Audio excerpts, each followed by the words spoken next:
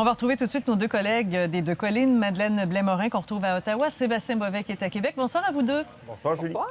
Commençons tout de suite par les vaccins. Alors, ça a été dévoilé finalement, mais beaucoup plus segmenté. Qui sont les populations qui vont être prioritaires? On voit que c'est vraiment tranché en lamelles très fines, parce qu'il n'y aura pas beaucoup de vaccins au début, Madeleine. Ça va être tout un défi pour le gouvernement, parce qu'il y a des gens qui ont très, très hâte de se faire vacciner. Il y en a qui ont très, très peur, on le sait. Mais ce sera vraiment du compte-gouttes, cette affaire-là. Oui, bien, on savait déjà qu'il y avait 6 millions de doses qui seraient disponibles d'ici la fin mars. Ça, c'est suffisant pour vacciner 3 millions de personnes. Et quand on considère, par exemple, la population des personnes âgées de 65 ans et plus, on compte 7 millions de personnes. Donc, il fallait avoir des sous-catégories, des catégories très raffinées pour que ce soit finalement pas trop arbitraire, mais quand même basé sur certaines données scientifiques. Donc, on commence par les populations les plus vulnérables, celles qui habitent en foyer de soins de longue durée, dans des résidences de personnes âgées, le personnel médical. Puis on y va par tranche d'âge. Les personnes de 70 ans et plus, mais même, on commence même par les personnes de 80 ans et plus.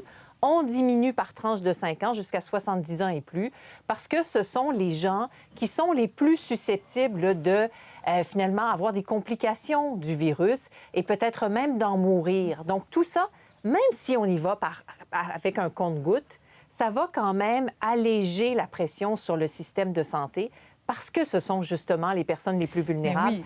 Donc, le fait d'avoir vacciné 3 millions de personnes, c'est peut-être juste 10 de la population, même moins, mais ça permet quand même un peu d'oxygène dans le système de santé, ça, c'est certain. Mais en parlant avec le général-major qui est en charge de tout ça, M. Fortin, aujourd'hui, ce qu'on comprenait, c'est que c'est une opération extrêmement délicate, hein, Sébastien, de manutentionner ce vaccin, parce que le premier qu'on va avoir, c'est la compagnie Pfizer. Alors, il faut le manutentionner en le laissant toujours dans une chaîne de froid à moins 80 degrés. Donc, ce ne sera pas un très, très grand déploiement au départ, là. Non, et le Canada a beau être froid au mois de janvier, on n'est pas à moins 80 degrés, pas à ce point-là. Non, ça aurait été idéal, hein, genre moins 25. Non, mais bon. Donc, en effet, et ça, c'est très important. Il y a toutes sortes de maillons dans cette chaîne de fabrication. Là, ça part évidemment de l'usine où on produit le vaccin jusqu'à l'injection dans le bras de la personne qui reçoit le vaccin. Puis, entre les deux, il y a les camions qui transportent ça, il y a les entrepôts qui entreposent le vaccin, il y a ensuite les camions de l'entrepôt vers les sites de vaccination. Donc, c'est une opération presque militaire. C'est pour la raison pour laquelle c'est un militaire qui est en charge de ça pour le Canada.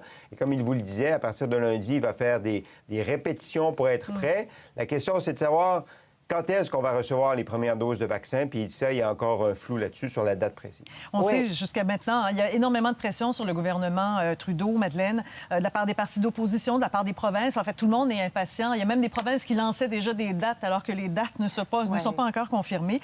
À partir du moment où on va commencer cette opération de vaccination, ça va être quoi le défi politique pour M. Trudeau? Est-ce que la pression va s'accentuer parce qu'on va vouloir que ça aille plus vite ou au contraire, est-ce que ça va soulager un peu de la pression? Bien, deux choses. Ça va soulager au début de l'opération parce qu'on ne va pas voir seulement des images d'Anglais d'Angleterre en train de se faire vacciner, d'Américains en train de se faire vacciner, de Français, alors que nous, on attend toujours notre première livraison. Ça, ce délai-là, il est politiquement délicat quand même pour le gouvernement Trudeau. Mais une fois que l'opération commence, c'est un autre test pour le gouvernement et probablement un test encore plus important. Parce que là, on parlait de cette chaîne de froid. C'est tous ces maillons qui doivent fonctionner. On a beau faire des répétitions à partir de la semaine prochaine avec des fausses boîtes, si on veut, mais des vraies boîtes vides. Ça reste un défi logistique majeur. Donc, il ne faut pas qu'il y ait de chaînons qui brisent parce que sinon, ça risque d'occasionner évidemment des problèmes. Donc, c'est un test énorme sur le gouvernement fédéral. Et cette fois-ci, c'est surtout le gouvernement fédéral qui s'en charge. Parce que jusqu'ici, oui, il a dû, par exemple, aider les Canadiens qui avaient perdu leur emploi en leur envoyant rapidement des chèques de prestations canadiennes d'urgence, par exemple. Mais d'un point de vue médical, ça a beaucoup été un défi pour les provinces. Cette fois-ci, le gouvernement réalise que ça va être à son tour, finalement, de devoir livrer la marchandise là, dans un terme propre et figuré, je vous dirais. Oui, allez-y. Sébastien, juste une petite aparté, parce que les chiffres de l'Alberta viennent de sortir et on les attendait avec impatience parce que c'est la province qui, en ce moment, là, est vraiment sous la loupe parce qu'elle crée de l'inquiétude. 1807 nouveaux cas aujourd'hui.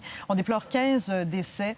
99 personnes sont aux soins intensifs. Pour une province avec vraiment une population qui est plutôt petite. Là, on parle aux alentours de 4 millions, un peu plus, là, de personnes, donc la moitié à peu près de la population du Québec. Sébastien, oui, vous aviez une idée. Je voulais quand même qu'on donne ces chiffres-là parce que je me demandais jusqu'à quel point Ottawa va mettre de la pression sur M. Kenney pour resserrer peut-être davantage encore ces mesures sanitaires. Hein? Notre collègue, tantôt, nous expliquait que les restaurants sont encore ouverts, les bars sont encore ouverts, même s'il y a plus de restrictions. Il reste qu'on est loin d'un grand confinement, là.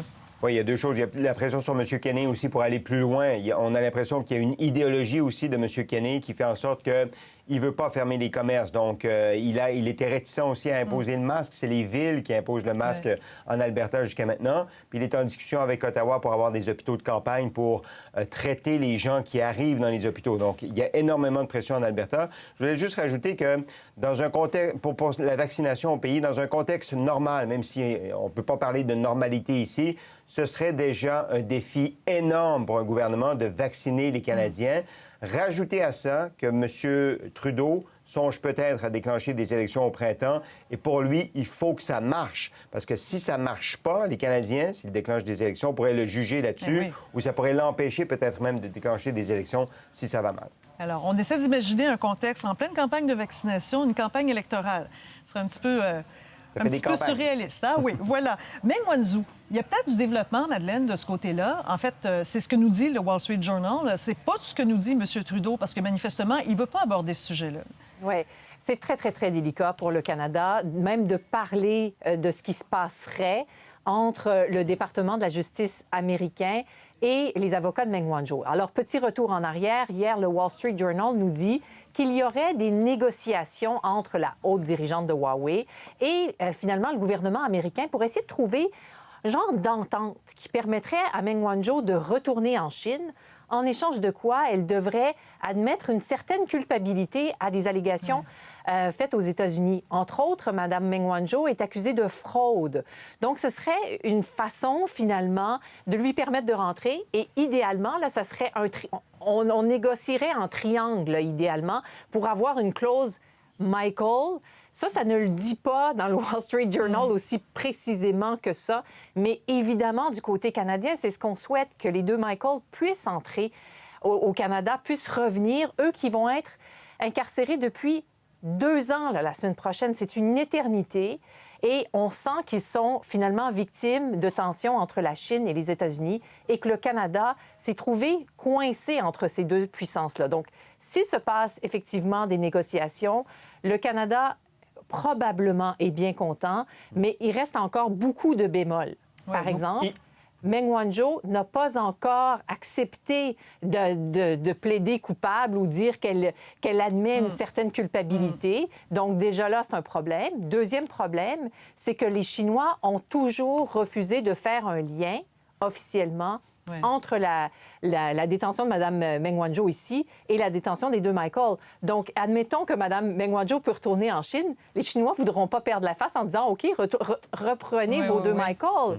Parce qu'ils ont toujours refusé d'en faire un lien. Mais c'est toute une question de sauver la face pour tout le monde, hein, Sébastien. Mais même Mme Meng Wanzhou, je veux dire, reconnaître une part de culpabilité, je veux dire, c'est pas fait, là. Ça fait partie du compromis et s'ils sont prêts à faire des compromis, chacun doit faire des compromis. La contrepartie de ce deal entre les États-Unis et la Chine et Huawei, peut-être, c'est pour le Canada, il faut absolument que les deux Michael soient à l'intérieur de cette contrepartie.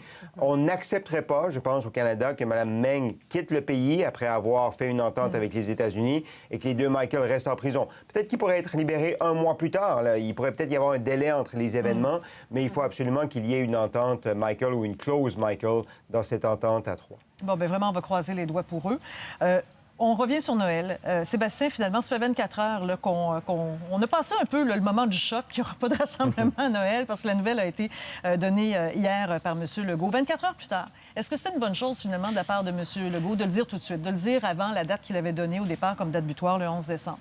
Oui, parce que ça arrêtait le supplice de la goutte. Il ne fallait pas être un docteur en santé publique pour comprendre que la tendance n'était pas favorable, ne faisait pas en sorte que faisait en sorte que c'était plus judicieux d'avoir des rassemblements à Noël. Alors, M. Legault, qui n'est pas reconnu pour sa patience, s'est impatienté, puis il a dit je mets un terme à ça, sans même avoir la recommandation formelle de la santé publique.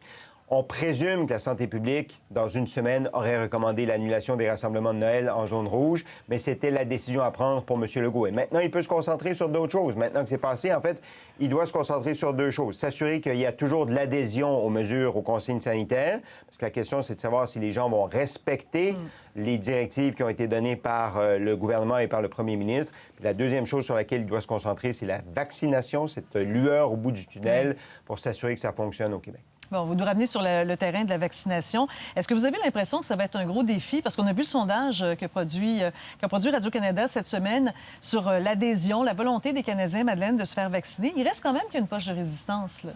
Il y a une poche de résistance, mais il y a quand même une majorité de Canadiens qui semblent être prêts à être vaccinés. Mais il y a aussi une bonne proportion, là, j'ai les chiffres devant moi, 38 qui attendraient 1 ou 2 mois avant de se faire vacciner. Et tout à l'heure, on parlait de la pression sur le gouvernement Trudeau. D'une certaine façon, que des Canadiens disent, nous, on ne veut pas nécessairement être les tout premiers à se faire vacciner. Peut-être que ça enlève un peu de pression sur Justin Trudeau, sur son gouvernement, de faire les choses correctement, de laisser le temps à Santé Canada de les approuver, ces vaccins-là, de les distribuer aux populations les plus vulnérables d'abord, comme si les Canadiens ne sont pas tous pressés de se mettre dans une longue file pour se faire vacciner les premiers. Donc, il va peut-être y avoir finalement un certain ordre qui va pouvoir se produire de cette façon-là. Un cynique disait que la seule bonne nouvelle de se faire vacciner peut-être après d'autres pays, c'est de voir ce qui va se passer dans les autres pays avec les effets secondaires du vaccin avant qu'il ne soit injecté dans les bras des Canadiens ici. C'est évidemment du cynisme, puis du sarcasme, puis de la caricature. Oui, mais savez-vous qu'il y a plusieurs médecins qui pensent comme ça quand même? Ben voilà. Alors, le Royaume-Uni l'a autorisé. Eux appelleraient ça de la prudence plutôt que du cynisme. Ah, d'accord, très bien. Alors, peut-être que je passe trop de temps sur la colline parlementaire dans ce cas-là. Alors voilà, parce qu'on l'a entendu souvent de la part de différents experts. C'est une bonne chose que ça commence ailleurs. Ça nous permet de voir venir un peu là, ce qui va se passer puis de regarder si tout le monde va bien après ça. Ce sera le mot de la fin. Merci beaucoup d'avoir été avec nous. Belle fin de semaine. Bon week-end. Au revoir. Au revoir.